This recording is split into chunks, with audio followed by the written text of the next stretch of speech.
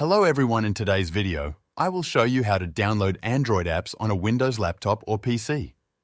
If you try to download an app from the Google Play Store on your laptop, you will notice that it only allows installation on your Android phone or tablet. To install Android apps on your Windows computer, you need an alternative method. One of the easiest ways is by using the Microsoft Store. Click on the Windows icon at the bottom left of your screen, then search for Microsoft Store and open it. Inside the Microsoft Store, you will find many apps that you can install directly on your PC. For example, if you search for Instagram, you can find the app and install it by clicking on the Get button. The same applies to other popular apps like Spotify, Netflix, and more. However, not all Android apps are available in the Microsoft Store. If you want to install Android apps that are only available on the Google Play Store, you need an emulator.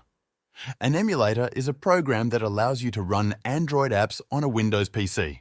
One of the most popular Android emulators is BlueStacks. To install it, open your browser and go to the BlueStacks website.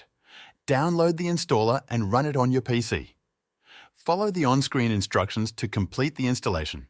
Once installed, open BlueStacks and you will see an interface similar to an Android phone.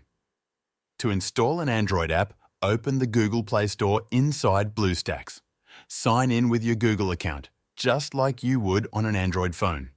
Now you can search for any app you want, click on Install, and it will be added to your emulator. You can then open and use the app as if you were using an Android device. Another way to install Android apps is by using the Windows subsystem for Android if you are using Windows 11. This allows you to install the Amazon App Store, which provides a selection of Android apps that can run natively on Windows. That's it. Thank you for watching. I will see you in the next video.